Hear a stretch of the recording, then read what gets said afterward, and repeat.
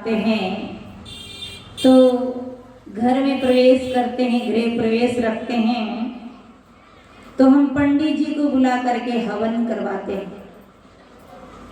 क्यों हवन करवाते हैं? कि हवन करने से घर में शांति मिलेगी। और हवन कितनी चीजों का होता है? तिल, जौ, घी और अश्वगंधा, है ना, ये सब चीजें मिला करके हवन होता है। उड़द भी मिलाते हैं। अच्छा ये बताओ, तिल खाने की चीज है कि आग में जलाने की चीज है? आग में जलाने की। मकर संक्रांति का त्योहार आ रहा है, लड्डू बना के रखना, आप भी खाना और हमारे कई साधु संत संपर्क में हो तो उन्हें भी खिला देना। तिल, घी, जौ डालकर हम हवन करते हैं। और क्यों हवन करते हैं?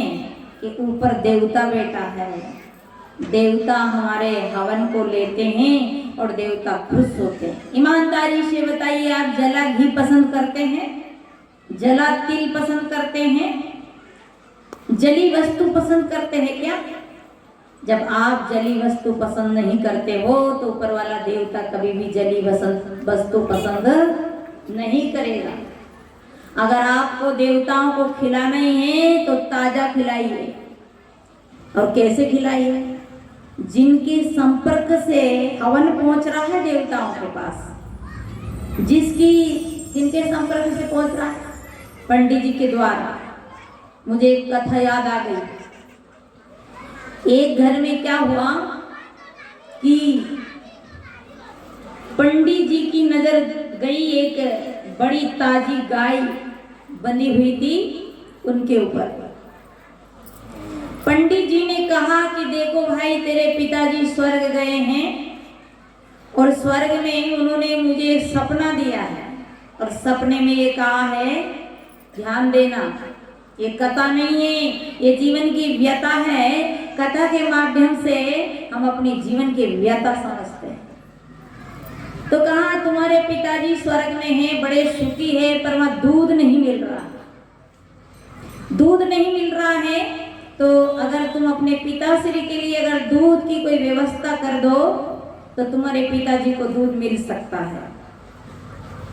तो भक्त ने कहा मेरा पिता सब कुछ छोड़ के गया और ये छोटा सा पुण्य करना कोई बुरी बात नहीं है। मोटी ताजी गाय 5 लीटर दूध देती थी, पंडित जी को दे दिया। अब पंडित जी को गाय दे दिया, पंडित जी के बच्चे ताजे मोटे हो गए। हमारे घर में बेटा मूलिया होता है, कौन से नक्षत्र में हुआ? पंडित जी आते मूल उतारते। हमारे को शनि लग जाते हैं, पंडित जी शनि उतारते। कोई पंडित जी हो तो बुरा मत मानना। कबीर साहब ने कहा पंडित केरी पोतियां पितर जैसो ज्ञान, और इनको सगुन बताता आप ही फंद में जा। देखिए हमारे को लगे ग्रह शनि, राहु और केतु, और हमारे शनि राहु केतु उतारने के लिए तेल चाहिए, कपड़ा चाहिए, तांबा का बर्तन चाहिए। हमारा कचरा उतार के जो जोशी पंडित जी ले जाता है उनको नहीं लगता, उनको ग्रह नहीं पकड़ता। ग्रह लगे हमें और उतारे पंडित जी, भूख लगे हमें और भोजन करे। विद्या पढ़ो आप और नौकरी लगे पंडित जी की। बताओ, पाप करो आप और जप करे पंडित जी, है कि नहीं धोखा? अरे पाप आपने किया तो क्या किसी के जाप से पाप साफ होगा? कबीर कमाई आपने निष्फल कपू न जाए, और बोया पेड़ बमूल का तो आम कहां से खाए। तो पंडित जी ने कहा कि तेरे पिता दूध के लिए तरस रहा है, तो बेचारा भक्त ने पंडित जी को गाय दे दी। गाय का दूध खाते हैं पंडित जी के बच्चे, ताजे मोटे हो गए।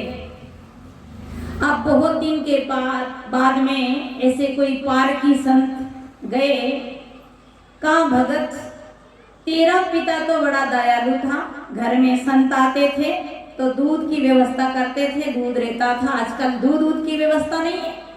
कहा कि महाराज एक ही गाय थी और मेरे पिताजी स्वर्ग में गए, वहां दूध की व्यवस्था नहीं बैठ पाई, पिताजी को दूध नहीं मिल रहा था, इसलिए हमने क्या काम किया, अपने पिताजी के लिए एक गैया दान पंडित जी को कर दी। अच्छा, महात्मा जी भी एक आध दिन रहिए, बात को भूले, भूलन जड़ी में डाल करके, भूल पटक करके महात्मा जी बोले, अरे भगत जी, आज तेरा पिता आया सपने में और कहता है कि महाराज मेरा बेटा बड़ा अच्छा है, बहुत धर्मात्मा है, मेरे लिए गाय दान कर दिया, जूता दान कर दिया, छाता दान कर दिया, अरे सब कुछ दान कर दिया, मुझे किसी बात की तकलीफ नहीं, दूध भी अच्छा पी रहा था, मैंने मस्ती में जी रहा था।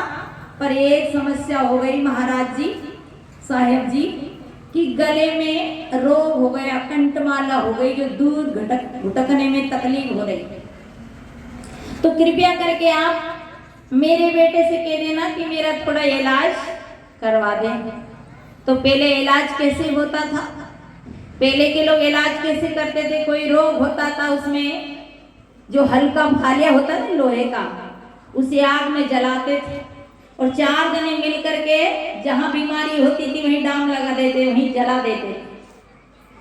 उन्होंने वही किया कि वही सुबह पंडित जी आएंगे और पिताजी का इलाज करना है, क्योंकि दूध कहाँ से पहुंचा था, दूध कैसे पहुंचा था, कंठ के द्वारा, तो इलाज कैसे पहुंचेगा, कंठ के द्वारा। तो कहा कि महाराज जी सुबह सुबह वो तिथि बता दे ना, आज 11 व्रती, अमावस्या व्रती। पंडित जी आए और भक्त ने बढ़िया कंडा लगा करके, कंडे में लोहे का थालिया बोलते थे, अब यहाँ की भाषा में कुछ बोलते होंगे, उसे लाल आग में जला, हसिया कह दो, और वो हल के आगे लगाते हैं, पहले हल जोतते थे, हसिया को लाल कर लिया। अब पंडित जी आए, पंडित जी से भगत जी ने कहा कि महाराज श्री आप कृपया करके थोड़ा ठहर जाइए, आपका थोड़ा इलाज करना है। बोले क्या इलाज, कि मेरे पिताजी के कंठ में रोग हो गया और वहाँ ये दूध नहीं पहुँच पा रहा, दूध नहीं पी पा रहे मेरे पिताजी, तो थोड़ा इलाज करना है। क्या इलाज, आपके गले में थोड़ा सा उस लोहे को, उस हसिया को आपके कंठ में डांग लगाना है, उसको जलाना है। पंडित जी ने कहा भाई ऐसे कैसे होगा, कि क्यों नहीं होगा महाराज जी, जिस कंठ से दूध जाता है उसी कंठ से इसको इलाज भी जाता है। सज्जनों, पंडित जी ने कहा भाई तेरी गाय ले ले, पर मुझे जला मत। पंडित जी भगे, उन्होंने कहा ठहरो पंडित जी, आपने बहुत कुछ दान करवाया, मेरे पिताजी को मिल रहा है, सपना दिया पिताजी ने, पर इतना सा इलाज जरूर करवा लो। पंडित जी तो छक्का छोड़ गए।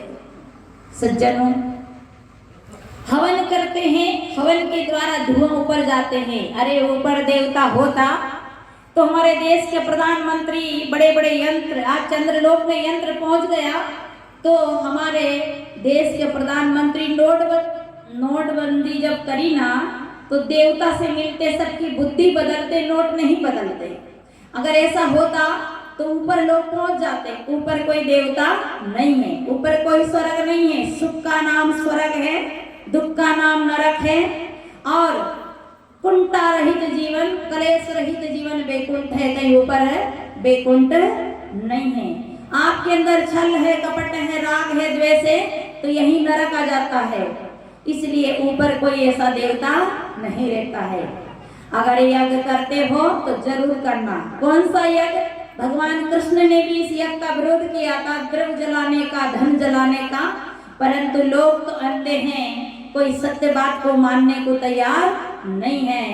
इसलिए यज्ञ करना है तो क्या करना है, तिल नहीं, तिल बहुत महंगे हैं, 150-200 रुपये किलो होगा, मैंने भाव नहीं पूछा। और घी छत्तीसगढ़ में क्या भाव है, 1600, 1200, बताओ, 1200 रुपये किलो को घी अपने बच्चों को खिलाइए, माता पिता को खिलाइए, अतिथि को खिलाइए, और कोई साधु संत जाए तो उन्हें भी थोड़ा थोड़ा खिला देना, ज्यादा नहीं खाना, नहीं तो हार्ट अटैक होने का भी डर है। इसलिए अगर हवन करना है, आपके पावन ग्राम किया, क्या गांव है ये, बुरबुस्सी की पावन भूमि पर हमारे दिनेश भाई और उनके सहयोगी उनकी मेहनत और परिश्रम पुरुषार्थ से ये ज्ञान यज्ञ हो रहा है। और इसमें क्या हवन करना है? जो भाई बीड़ी पीता है वो आज से बीड़ी स्वाहा, गुटखा स्वाहा, बोतल स्वाहा।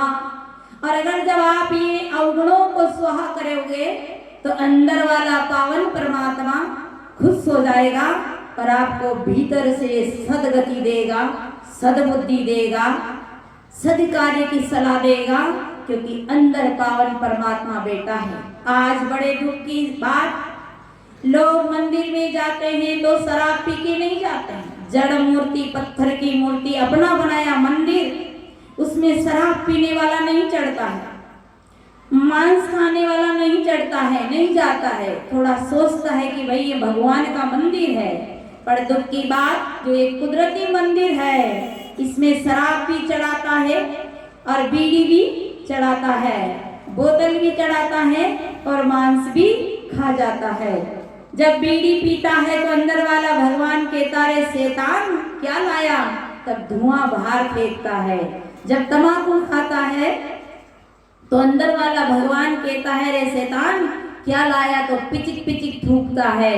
ये आपका मुख भगवान का द्वार है, ये आपका शरीर ये मंदिर है। काया राम का मंदिर साधु भाई, तन राम का मंदिर, काया राम का मंदिर साधु भाई, तन राम का मंदिर। ये काया ही राम का मंदिर है और इस काया में ही राम रहता है, पर हम इसमें कुछ भी चढ़ा लेते हैं।